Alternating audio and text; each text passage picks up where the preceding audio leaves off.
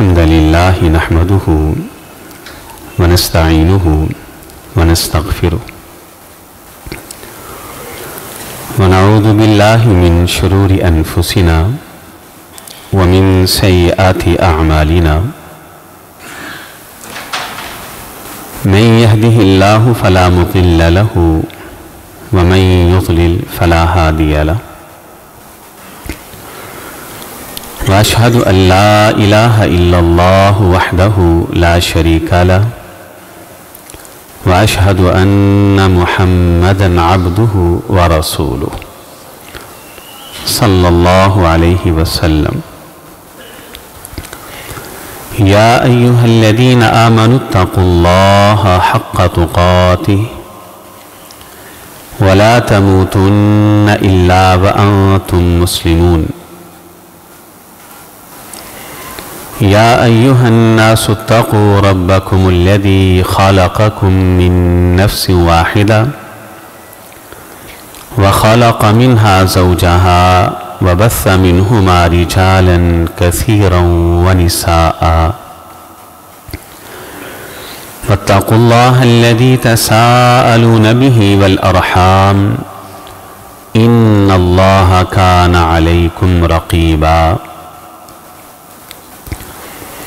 يا أيها الذين آمنوا اتقوا الله وقولوا قولا سديدا يصلح لكم أعمالكم ويغفر لكم ذنوبكم ومن يطع الله ورسوله فقد فاز فوزا عظيما أما بعد فإن خير الحديث كتاب الله وخير الهدي هدي محمد صلى الله عليه وسلم فإن شر الأمور محدثاتها وكل محدثة بدعة وكل بدعة ضلالة وكل ضلالة في النار أعوذ بالله السميع العليم من الشيطان الرجيم من همزه ونفخه ونفثه بسم الله الرحمن الرحيم وعباد الرحمن الذين يمشون على الأرض هونا وإذا خاطبهم الجاهلون قالوا سلاما والذين يبيتون لربهم سجدا وقياما گزشتہ خطبہ جمعہ میں جو باتیں آپ کے گوش گزار کی گئیں وہ یہ تھیں کہ بنیادی طور پر اس دنیا میں دو ہی قسم کے افراد، دو ہی قسم کے انسان، دو ہی قسم کے اشخاص اور دو ہی قسم کے لوگ. ایک قسم ان کی ہے کہ جن کے اعمال و کردار پر شیطان کو بڑا مان ہے. اللہ نے اس گروہ کا نام حزب الشیطان رکھا ہے، شیطان کا گروہ، جماعت، چیلے، چمچے.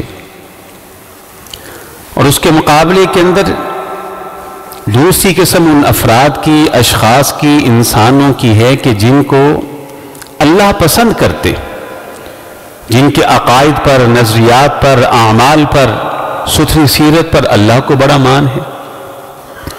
اللہ نے اس گروہ کا نام رکھا ہے عباد اللہ، عباد الرحمن، حزب اللہ، اللہ کا لشکر، اللہ کے بندے، رحمان کے بندے. وہ بندہ خود تو کہتا ہے کہ میں اللہ کا بندہ ہوں. کتنا لطف ہے اس بات کے اندر کہ اللہ کے ہے کہ میرا بندہ ہے. مزہ تو یہ ہے کہ رب کے ہے کہ یہ میرا بندہ ہے. بندے تو کہتے ہیں، ہم تو قائل ہیں کہ ہم اللہ کے بندے ہیں. اللہ کے ہے کہ یہ میرے بندے. اب وہ جو حزب اللہ ہے، اللہ کا لشکر ہے، اللہ کی جماعت ہیں، وہ جن کے کردار پر اللہ کو بڑا مان ہے، ان کے اوصاف بیان کر رہا تھا. تو پہلی صفت اور پہلی خوبی میں نے کیا بیان کی تھی؟ وَعِبَادُ الرَّحْمَنِ الَّذِينَ يَمْشُونَ عَلَى الْأَرْضِ هَوْنًا. ان میں شیطنت، فرعونیت، انانیت، خود پسندی، تعلی، تکبر، کبر، یہ سمیل، یہ بدبو، یہ گندگی، یہ نجاست اللہ کے بندوں میں نہیں ہوتی. وعباد الرحمن الذین یمشون علی الارض ہونا. ان کی گردن میں سریا نہیں ہوتا، گردن میں اکڑ نہیں ہوتی، چال میں کبر نہیں ہوتا. وہ جب زمین پہ چلتے ہیں عاجزی سے، انکساری سے، آہستگی کے ساتھ چلتے ہیں، نظر آتا ہے کہ عبد الرحمن رحمان کا بندہ جا رہا ہے. اللہ. پھر آپ نے سنا کہ کس طرح یہ کبر انسان کو نیکیوں سے محروم کر دیتا ہے. پھر آپ دیکھیے کہ ادھر شیطان نے کبر کیا، پھر اس نے اپنے چیلے چمچے کھڑے کیے، کہیں نمرود کہیں فرعون. ادھر اللہ تعالیٰ اپنے انبیاء بھیجتے رہے، وہ لوگوں کو اسی بات کا درس اور سبق دیتے رہے. چلتے چلتے جب نبوت کا سلسلہ ختم ہوا اور اللہ کے رسول اس دنیا کے اندر تشریف لائے، ذرا غور کریں کہ 13 سال کی محنت کے بعد ادھر سے ابو جہل نکلا لشکر لے کر، ادھر سے رسول اللہ نکلے اپنے تیار کردہ گروہ کو لے کر، جماعت کو لے کر. یہ عباد الرحمن اور وہ حزب الشیطان، دونوں کے نکلنے کا انداز کیا ہے؟ ایک قافلہ تھا جو ابو سفیان کی قیادت میں مدینہ کے قریب سے گزر رہا تھا. آپ نے کہا اس کو لوٹا جائے، انہوں نے بہت ظلم اور ستم کیے، ہمارے املاک پر قبضے کیے. آپ نکلے، خبر پہنچی مکہ، ابو جہل تجارتی قافلے کو خطرہ ہے، محمد علیہ السلام سے اور اس کے ساتھیوں سے آئیے ذرا اس کی حفاظت کے لیے. ایک جرار لشکر جرار تیار ہوا، پوری تیاری کے ساتھ نکلے. ابھی راستے میں تھے، ابو جہل کو اطلاع ملتی ہے کہ قافلہ بچ نکلا ہے، واپس چلیے، جائیے سیرت کی چھوٹی بڑی ہر کتاب کا مطالعہ کر لیجیے، ہر کتاب کے اندر موجود ہے. ابو جہل کو جب یہ اطلاع ملتی ہے کہ محمد علیہ السلام کے ہاتھوں قافلہ بچ نکلا ہے، بڑے بڑے سردار آئے، ابو جہل واپس چلتے. مقصد تو حل ہوا. ابو جہل نے کہا نہیں، میں راستے سے واپس جاؤں یہ ممکن نہیں. کہا پھر کیا ارادہ ہے؟ ابو جہل نے کہا ہم نکلیں گے، بدر کے میدان تک پہنچیں گے، 3 دن 3 راتیں بدر کے میدان کے اندر قیام کریں گے. اور کریں گے کیا؟ شراب پی جائے گی، وَتُغَنِّ الْمُغَنِّيَاتِ، یہ ناچ گانے والی عورتیں، اداکارائیں، فنکارائیں ہمارے ساتھ ہیں، یہ ناچیں گی، ہم ان کے ناچ دیکھیں گے، یہ گنگنائیں گی، ہم ان کے گانے سنیں گے. اونٹوں کو ذبح کر کے گوشت کھایا جائے گا. کہتا ہے اس کا رزلٹ کیا ہوگا؟ پورے عرب پر ہمارا روب ہوگا، دبدبا ہوگا، پورے عرب کے اوپر ہم لوگ چھا جائیں گے. اللہ اکبر. اللہ کے فیصلے کچھ اور تھے. یہ پہنچے، ادھر محمد بھی آئے علیہ السلام. دیکھا تو سامنے لشکر ہے، پوری تیاری کے ساتھ آئے. اللہ اکبر. ابو بکر کہتے ہیں رضی اللہ تعالیٰ عنہ، میں نے رسول اللہ کو کبھی اتنا الہاہ کرتے نہیں دیکھا. الہاہ کیا کہتے؟ اللہ کے سامنے گریہ زاری. کہتے ہیں میں نے دیکھا فوراً آپ سجدے میں گرے. عاجزی. وعباد الرحمن الذین یمشون علی الارض ہونا، اللہ کے سامنے سجدے میں گرے، روئے اور روئے. کیا کہا؟ کہ اللہ 13 سال کی محنت، 15 سال کی محنت، پتھر کھائے، طائف کی وادیوں سے نکلا، پیٹ پر پتھر باندھے، میں نے وطن کو چھوڑا، ہجرت کی تکلیفیں برداشت کی. 15 سال کی محنت کے بعد یہ 313 جڑے. مالک اگر آج یہ بھی ختم ہو گیا، بتا تیرے گھر بیت اللہ کو بتوں سے کون آزاد کرے گا اور پاک کرے گا؟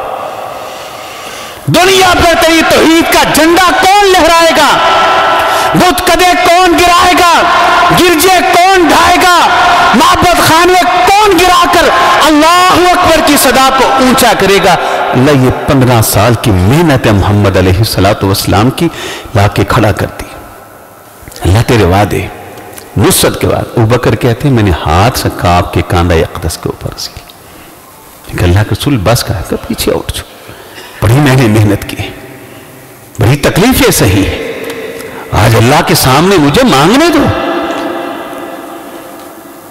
کہ اللہ وہ آیا ہے تکبر لے کر،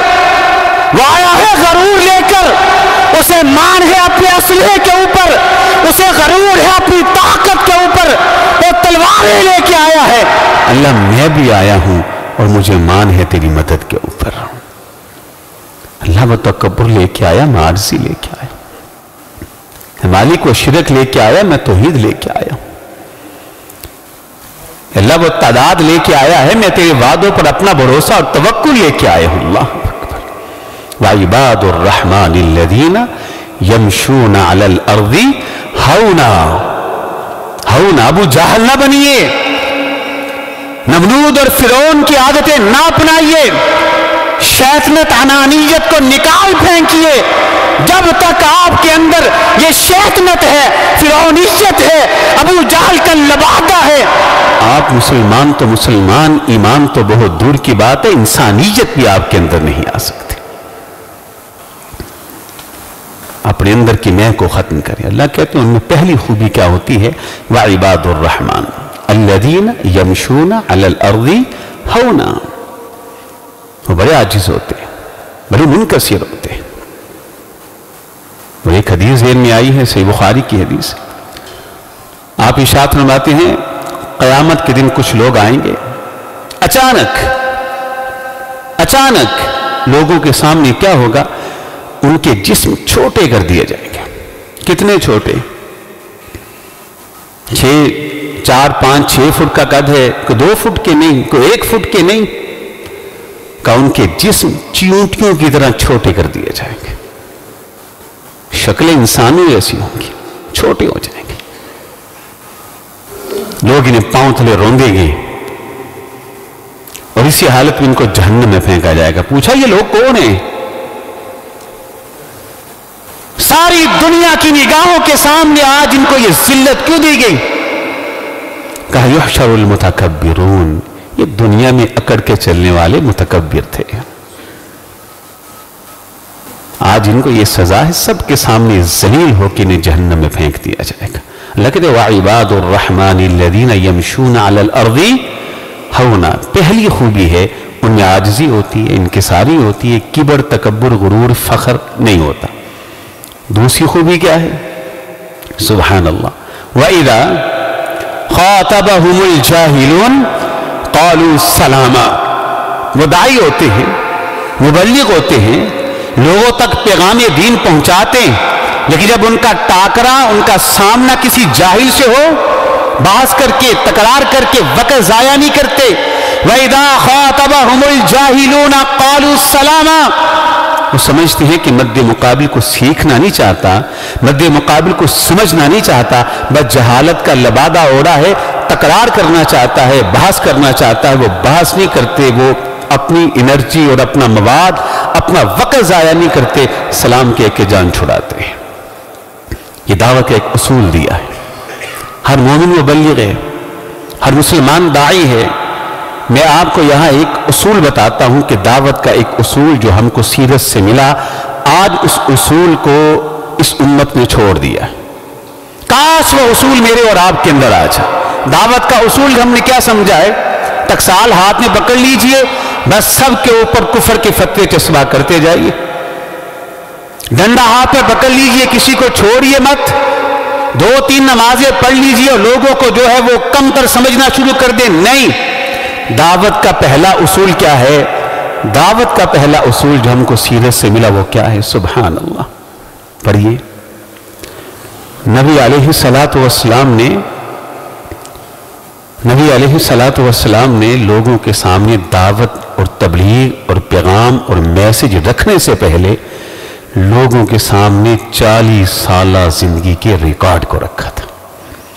یہ تاریخ انبیاء کا بڑا سنہری باب ہے کہ اس دنیا کے اندر جتنے بھی نبی رسول اور پیغمبر آئے وہ کیا کرتے رہے؟ معجزات دیتے رہے، لوگوں کو نشانیاں رکھتے رہے. لیکن نبی علیہ السلام تاریخ انبیاء کا یہ سنہری باب ہے کہ انہوں نے اپنی نبوت اور رسالت کی سچائی کے لیے لوگوں کے سامنے کو معجزہ نہیں رکھا، کوئی نشانی نہیں رکھی، بلکہ 40 سالہ زندگی کے ریکارڈ کو لوگوں کے سامنے رکھا تھا. دعوت سے پہلے عمل، تبلیغ سے پہلے کردار. دنیا کا کوئی انسان آپ کی طرف انگلی نہ اٹھا سکے دعوت کے میدان میں کھڑا ہونے کے لیے.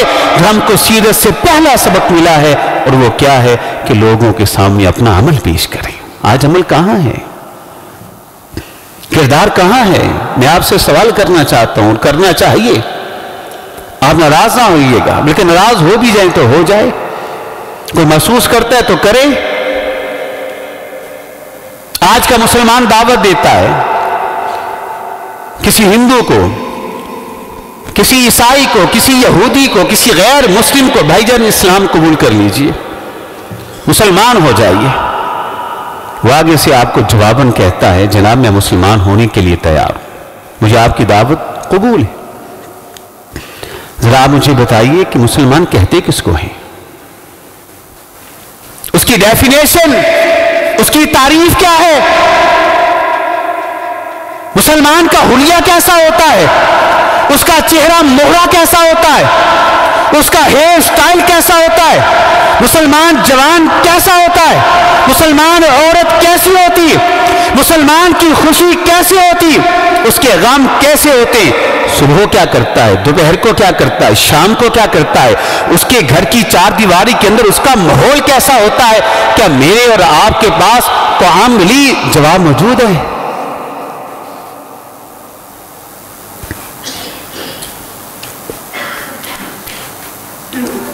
صحیح بخاری میں حدیث، نبی علیہ الصلوۃ والسلام ارشاد فرماتے، سمرہ بن جندب اس کے راوی کہتے ہیں سمعت رسول اللہ صلی اللہ علیہ وسلم، میں نے اللہ کے رسول کو یہ فرماتے ہوئے سنا ہے، اُتِیَ بِرَجُلٍ یوم القیامہ، قیامت کا دن ہوگا، ایک شخص کو لایا جائے گا، جہنم میں پھینک دیا جائے گا، اور جہنم میں جیسے ہی وہ گیا اس کے پیٹ کو پھاڑ دیا جائے گا، انتریاں ساری باہر آ جائیں گی۔ یدور حولہ کما یدور الحمار، جیسے پچھلے زمانوں کے اندر چکی کے ارد گرد گدھا دوڑتا تھا، چکر لگاتا تھا، کہا یہ اپنی انتریوں کے ڈھیر کے ارد گرد چکر لگائے گا، گھوم رہا ہوگا۔ یدور حولہ کما یدور الحمار، انتریاں باہر۔ اب اس کو جاننے اور پہچاننے والے لوگ اس کے پاس آئیں گے، سوال کریں گے، الیس کنت تعمرنا بالمعروف وتنہانا عن المنکر، تو وہی ہے نا، تو ہم کو نیکی کا حکم دیتا تھا، برائی سے روکتا تھا۔ الیس کنت تعمرنا بالمعروف وتنہانا عن المنکر، تو وہی ہے؟ قال بلا، کہے گا ہاں وہی ہوں۔ پھر یہ کیا حالات بنا رکھے؟ نیکی کا حکم دینے والا، گناہ سے روکنے والا، مبلغ اور داعی، آج یہ حالت تیری کیوں ہے؟ وہ جواب دے گا کہ میری کیفیت یہ تھی، میں بے عمل داعی تھا، بے عمل مبلغ تھا، تمہیں جس نیکی کا حکم دیتا تھا خود کبھی کی نہیں تھی، جس گناہ سے تمہیں روکتا تھا خود اس گناہ سے رکتا نہیں تھا، وہ کون سا گناہ ہے جو میں کرتا نہیں تھا، جب موقع ملا کر گزرتا تھا، آج اسی گناہ کی پاداش میں اللہ نے مجھ کو یہ سزا دی ہے۔ بے عمل داعی، آج امت، میں اکثر کہا کرتا ہوں سچے نبی کی جھوٹی امت ہے ہم، با کردار نبی کی بد کردار امت ہے ہم، صاحب ایمان نبی کی بے ایمان امت ہم بن چکے ہیں۔ آپ نے امت کو دعوت دی کہ پہلے کردار پیش کرو لوگوں کے سامنے، دعوت کا یہ بہت بڑا اصول، اور یاد رکھیے گا کہ یقیناً زبان کی دعوت کے اندر اللہ نے تاثیر رکھی ہے، لیکن سچ اور حقیقت یہ ہے کہ جو تاثیر اللہ نے انسان کی عملی دعوت کے اندر رکھی ہے وہ زبان کی دعوت کے اندر نہیں۔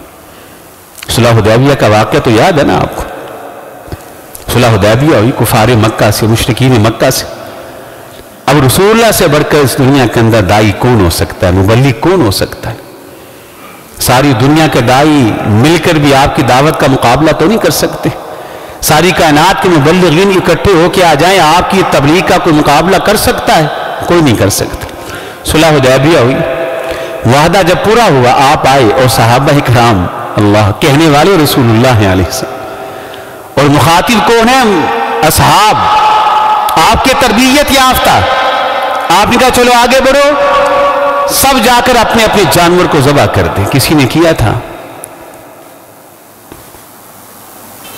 دل میں ایک علم تھا، ایک کسک تھی کہ مدینہ سے تو اس ارادے سے آئے ہیں کہ بیت اللہ کا طواف کریں گے، لبیک کی صدائیں اونچی کریں گے، جا کر صفا مروہ کی سائی ہوگی، نہ بیت اللہ کی زیارت ہوئی، نہ طواف کعبہ ہوا، نہ صفا مروہ کی سائی ہوئی، یہیں پر ہم جانوروں کو ذبح کر دیں؟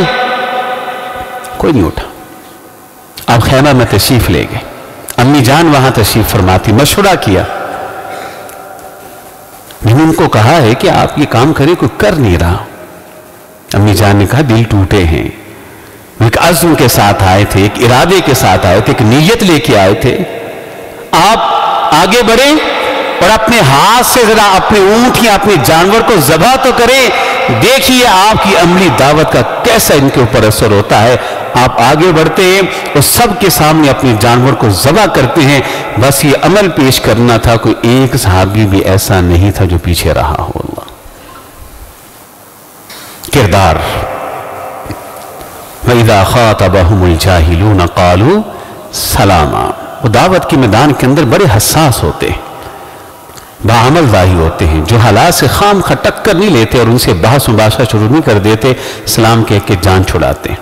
یہ دو خوبی ہے۔ تیسری خوبی کیا ہے؟ اللہ اکبر۔ اصل میرا موضوع آج کی خطبہ جمعہ کا یہی تھا، لیکن کچھ بات لمبی ہوگی۔ کہا ان کی تیسری خوبی کیا ہے؟ اللہ جن کو کہتا ہے کہ میرے بندے ہیں، اللہ جن کو کہتا ہے یہ رحمان کے بندے، تیسری خوبی کیا ہے؟ وَالَّذِينَ يَبِيتُونَ لِرَبِّهِمْ سُجَّدًا وَقِيَامًا۔ سورج غروب ہوتا ہے، رات کی تاریکیاں چھاتی ہیں، ان کا دل مچلتا ہے، اس کے وجود کے اندر عجیب قسم کی مسرتیں چھا جاتی، یہ انتظار کرتے ہیں۔ وَالَّذِينَ يَبِيتُونَ لِرَبِّهِمْ سُجَّدًا وَقِيَامًا۔ کس چیز کا انتظار کرتے؟ دنیا سو جائے، بستروں پہ آرام کرے، اور ہمارے مالک آسمان دنیا پہ تشریف لائیں اور ہم مالک کے سامنے قیام کریں اور سجدے کریں۔ کہا جو میرے بندے ہیں وہ پچھلے پہر اٹھ کر میرے سامنے سجدے کرتے ہیں، وہ راتوں کو اٹھ کے میرے سامنے قیام کرتے ہیں، وہ تہجد کا اہتمام کرتے ہیں۔ اللہ، آج یہ عمل کہاں ہے؟ راتوں کو اٹھ کے اللہ کے سامنے رونے والے نوجوان کہاں ہیں؟ وَالَّذِينَ يَبِيتُونَ لِرَبِّهِمْ سُجَّدًا وَقِيَامًا۔ جب رات کے اندھیرے چھا جاتے ہیں، جنت کا لالچ ان کو سونے نہیں دیتا، جہنم کا ڈر ان کو سونے نہیں دیتا، یہ اللہ کے سامنے کھڑے ہو کر قیام کرتے ہیں، تہجدیں پڑھتے ہیں۔ تَتَجَافَى جُنُوبُهُمْ۔ میرا گمان ہے کہ آج صبح کی نماز میں آپ نے ان آیات کی تلاوت سنی ہوگی۔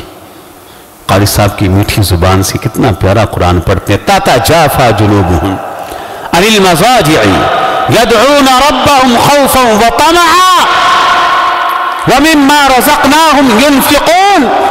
مالی کہتے جن پر میری آیات اثر کرتی، جو اہل ایمان ہیں، ان کی خوبی یہ ہے تَتَجَافَى جُنُوبُهُمْ عَنِ الْمَضَاجِعِ۔ دنیا بستر پر سوتی ہے، جب رات کا اندھیرا چھاتا ہے یہ بستروں سے الگ ہو جاتے۔ يَدْعُونَ رَبَّهُمْ خَوْفًا وَطَمَعًا، جنت کے لالچ میں رب کو پکارتے، جہنم کے ڈر سے اللہ کو پکار رہے ہوتے ہیں۔ ان کی خوبی یہ ہے کہ وہ راتوں کا قیام کرتے ہیں۔ اللہ، آج کہاں ہے؟ یہ عمل مفقود ہو چکا ہے، معدوم ہو چکا ہے، ناپید ہو چکا ہے۔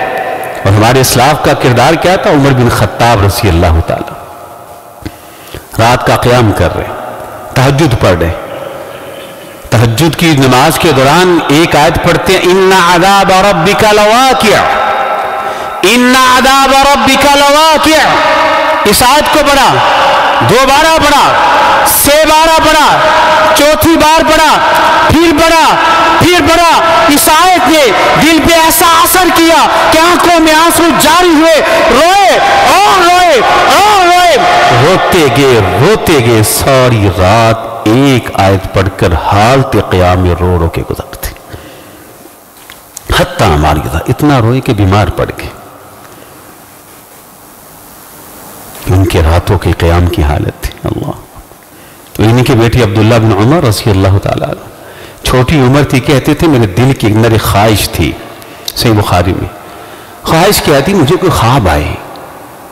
عبداللہ بن عمر کہتے میرے دل میں خواہش تھی رضی اللہ تعالیٰ عنہ، مجھے کوئی خواب آئے.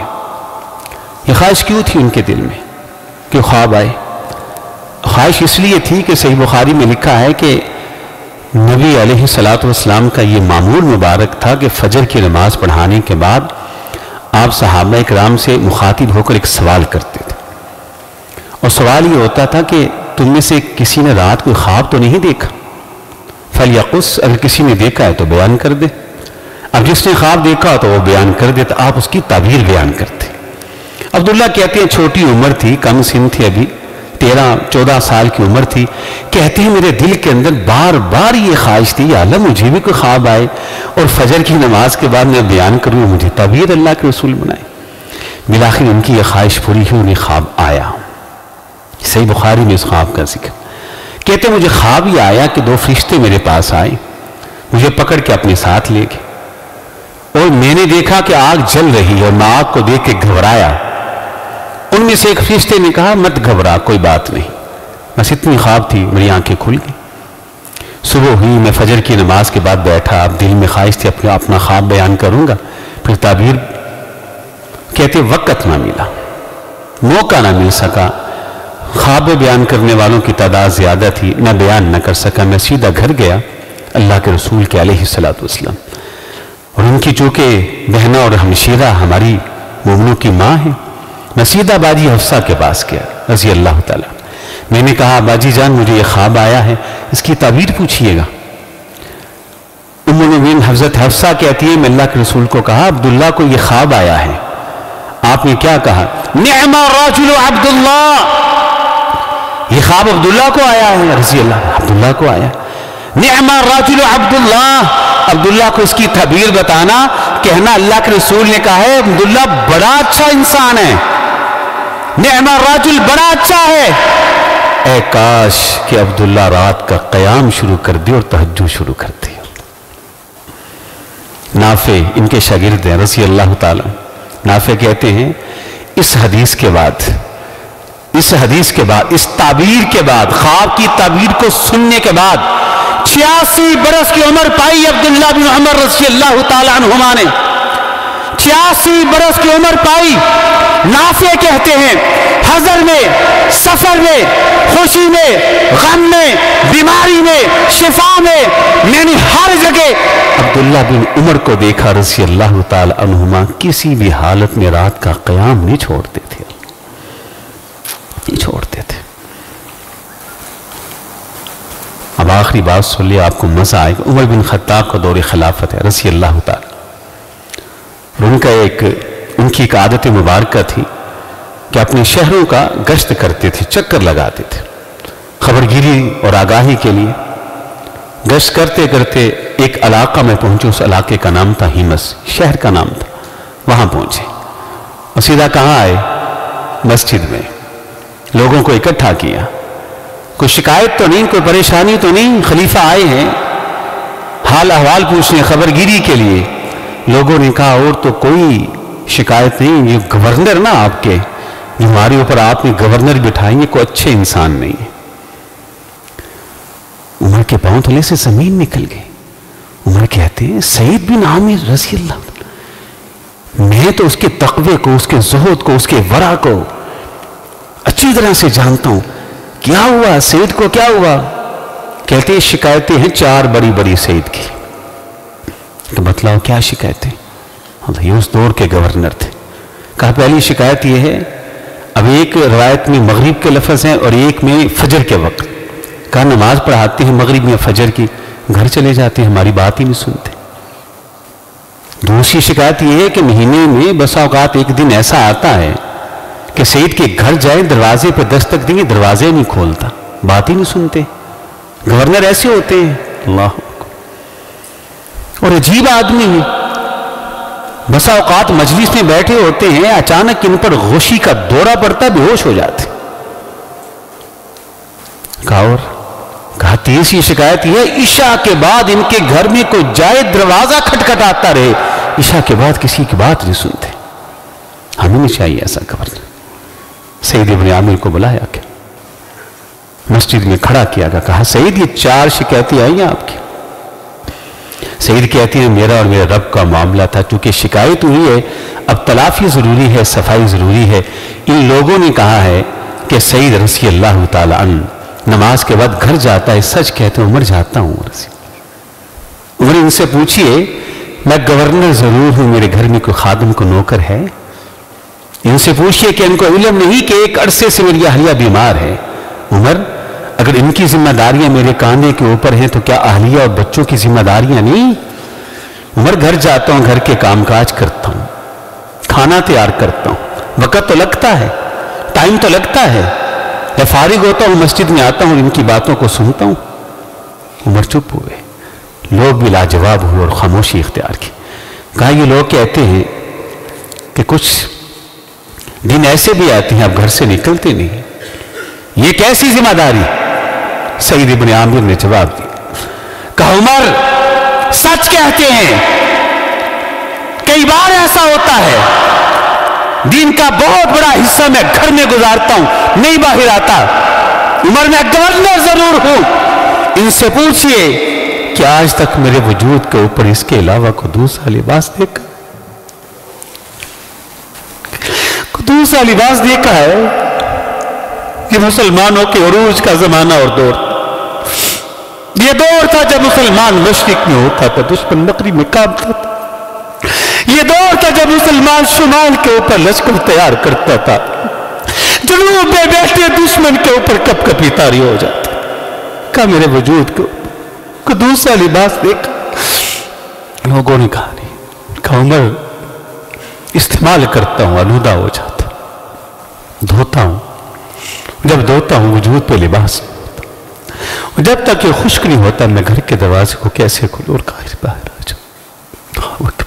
عمر کی آنکھوں میں آنسو، لوگوں کے سر بھی جھکے، اللہ اکبر یا اہل العتھ۔ کہا یہ لوگ کہتے ہیں کہ تم بے ہوش ہو جاتے ہو، اس کی کیا وجہ ہے؟ حضرت سعید کہتے ہیں عمر بات یہ ہے میں بھی تو پہلے کافر تھا، مسلمان تو بعد میں ہوا۔ عمر بات یہ ہے کہ اللہ کا ولی جس کو خبیب کہا جاتا ہے رضی اللہ تعالیٰ، جب ان کو گرفتار کیا گیا، مکہ والوں نے گرفتار کیا، ان کو لایا گیا، میں بھی کافر تھا، میں بھی تماشبینوں کے اندر کھڑا تھا اور تماشا دیکھ رہا تھا، میں بھی مجمع کے اندر موجود تھا، انہیں یہ گھسیٹ کے لایا جا رہا تھا، کوئی خبیب کو کھنجر مار رہا تھا، کوئی چھری مار رہا، کوئی بال کھینچ رہا، کوئی گالی دے رہا۔ پھر خبیب کو سولی پہ چڑھایا گیا، ایک کافر آگے بڑھا، اس نے خبیب کے جگر کے اندر برچھی نیزہ کھپوایا، خون کا فوارہ پھوٹا۔ اس موقع پہ خبیب نے ایک بد دعا کی تھی، اس نے کہا تھا اللہم احلفہم، اے اللہ تیرا یہ بندہ آج کمزور ہے، قصاص اور بدلے کی طاقت نہیں رکھتا، اے اللہ اس مجمع کے اندر جتنے بھی لوگ موجود ہیں سب کو شمار کر لے اور گن لے، خبیب کی طرف سے قصاص اور بدلہ تو نے لینا ہے۔ کہا عمر کیا؟ کہا عمر بڑے مسلمان ہو چکا ہوں، کلمہ پڑھ چکا ہوں، لیکن آج بھی جب خبیب کی بد دعا میرے کانوں میں پڑتی ہے دل کانپ اٹھتا ہے، کہیں اس کی بد دعا سعید کو برباد نہ کرتے۔ عمر نے کہا سعید عشاء کے بعد گھر کا دروازہ کیوں نہیں کھولتے؟ اللہ اکبر، سنیے ذرا، سنیے ذرا، وہ اس دور کے گورنر اور مسلمان تھے۔ سعید جواب دیتے ہیں، کہتے ہیں عمر رضی اللہ تعالیٰ، عمر یہ سچ کہتے ہیں، رات عشاء کے بعد میں اپنے گھر کا دروازہ نہیں کھولتا، کسی کی بات نہیں سنتا، وہ اس لیے میں نے اللہ سے وعدہ کر رکھا ہے، دن دنیا کے لیے، رات اللہ کے لیے، دن بھر ان کے کام کاج کرتا ہوں، مصروفیات میں رہتا ہوں، میں دن کو قرآن نہیں پڑھ پاتا، سجدہ نہیں کر پاتا، عبادت نہیں کرتا، میں نے اللہ کی عبادت کرنا ہوتی ہے، عشاء کے بعد قرآن پڑھتا ہوں، سجدے کرتا ہوں، قیام کرتا ہوں، والذین یبیتون لربہم سجدا وقیاما، اللہ کہتے ہیں جو میرے ہیں، جو میرے ہیں، جو رحمان کے ہیں، یہ ہے عباد الرحمن، گورنری ہے، عہدہ ہے، منصب ہے، وعباد الرحمن والذین یبیتون لربہم سجدا وقیاما، راتوں کو قیام کرنا ہوتا ہے، تہجد پڑھنی ہوتی ہے، توبہ استغفار کرنا ہوتا ہے، گریہ زاری کرنی ہوتی ہے۔ مگر ان سے پوچھو، سامنے کھڑے ہیں، پوچھ لو ان سے، گورنری قبول ہے ٹھیک ہے، میں گورنری چھوڑ دوں گا، رات کا قیام نہیں چھوڑ سکتا۔ کہا گورنر ہی چھوڑ دوں گا، رات کا قیام نہیں چھوڑ سکتا۔ مالک کہتے ہیں وعباد، جو میرے ہیں، وعباد الرحمن، جو اللہ کہتے ہیں میرے بندے ہیں، ان میں عارضی انکساری ہے، وہ دعوت کے میدان کے اندر باعمل داعی ہیں، با کردار داعی ہیں۔ اور کیوں نہ با کردار ہوں کہ والذین یبیتون لربہم سجدا وقیاما، راتیں بیکار نہیں گزارتے۔ جب رات آتی ہے یہ بے چین ہوتے ہیں، بے سکون ہوتے ہیں، بے قرار ہوتے ہیں، کب وقت آئے اللہ آسمانی دنیا پہ تشریف لائے اور اللہ کے سامنے گرے، سجدے کرے، رکوع کرے۔ انشاءاللہ اسی موضوع کو لے کر آئندہ جمعے پھر ملاقات ہو کہ اللہ عمل کی توفیق عطا فرمائے۔ جزاک اللہ خیر۔ میں کر دیتا ہوں۔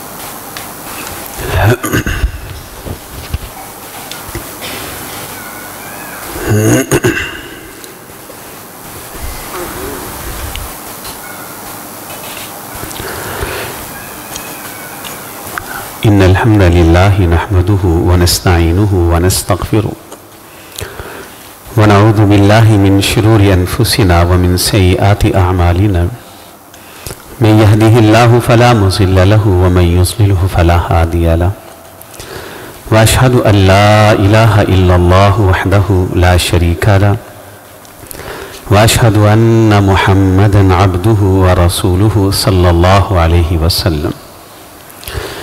يا أيها الذين آمنوا اتقوا الله حق تقاته ولا تموتن إلا وأنتم مسلمون۔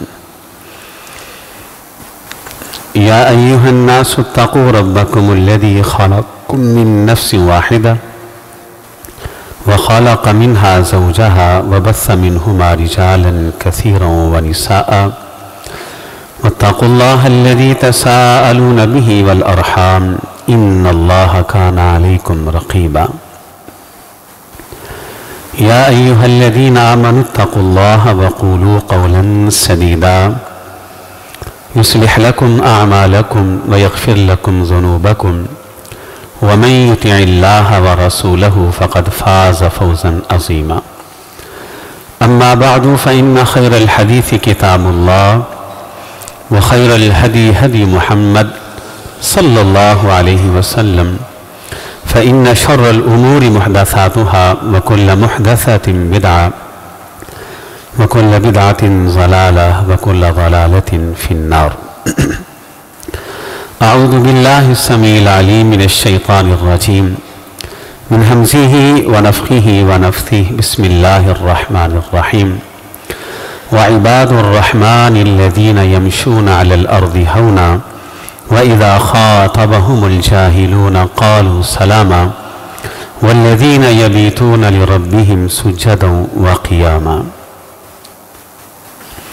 آج کے خطبہ جمعہ میں ہم نے کیا سبق سیکھا اور آج کے خطبہ جمعہ سے ہمیں کیا نصیحتیں ملی، میں چاہوں گا کہ تمام احباب ذرا مجھے وہ سبق سنا دیں کہ اس دنیا کے اندر بنیادی طور پر کتنے لوگ ہیں؟ دو ہی قسم کے لوگ ہیں۔ ایک وہ کہ جن کے کردار کے اوپر شیطان کو مان ہے، اور دوسرے وہ ہیں کہ جن کے کردار کے اوپر کن کو مان ہے؟ اللہ تعالیٰ کو۔ اللہ نے ان کی جو صفات بیان کی ہیں ان میں پہلی صفت کیا ہے کہ ان کے اندر کیا ہوتی ہے؟ سب بولیے کیا ہوتی ہے؟ عاجزی، انکساری، ان میں تکبر، غرور اور فخر نہیں ہوتا۔ دوسری خوبی ان کی کیا ہے کہ یہ دعوت کے میدان کے اندر باعمل ہوتے ہیں، جاہل نہیں ہوتے اور نہ ہی جہالات سے یہ بحث کرتے ہیں اور دعوت کو خراب کرتے ہیں۔ تیسری خوبی کیا ہے؟ ذرا سارے بولیے۔ والذین یبیتون لربہم سجدا، قیام اللیل کرتے ہیں، تہجد پڑھتے ہیں۔ اب آپ ذرا اپنے گریبان میں منہ ڈالی اور میں بھی ڈالی، کیا ہمارے اندر یہ 3 بڑی بڑی خوبیاں موجود ہیں؟ کیا ہم اللہ کے عاجز اور منکسر بندے ہیں؟ کیا واقعی ہم باعمل داعی اور مبلغ ہیں؟ کیا واقعی ہماری راتیں اللہ کے سامنے سجدے اور قیام کے اندر گزرتی ہیں؟ اگر تو جواب ہاں کے اندر ہے تو پھر سمجھ لیجئے کہ واقعی اللہ کہہ رہے ہیں کہ یہ میرا بندہ ہے۔ اگر جواب نہ میں ہے تو پھر دیر کس بات کی ہے، تاخیر کس بات کی ہے؟ آج سے ابھی سے انشاءاللہ ہم اپنی اصلاح کریں گے اور اپنے معاملات کو انشاءاللہ ہم درست کریں گے، تو ہم انشاءاللہ رحمان کے سچے بندے بننے کی کوشش کریں گے۔ اللہ ہمیں توفیق عطا فرما دے۔ یہ 1-2 اعلان ہے، کچھ دعاؤں کی درخواستیں ہیں۔ پہلا اعلان یہ ہے، جزاک اللہ، یہ شفیق صاحب تشریف لائے ہیں بہاولپور سے، وہاں جماعت کا بہت بڑا ادارہ ہے۔ فیصل افضل شیخ صاحب، مفتی کفایت اللہ شاکر صاحب حافظہم اللہ، ان دونوں کی فون کال بھی ہے اور تصدیق بھی ہے۔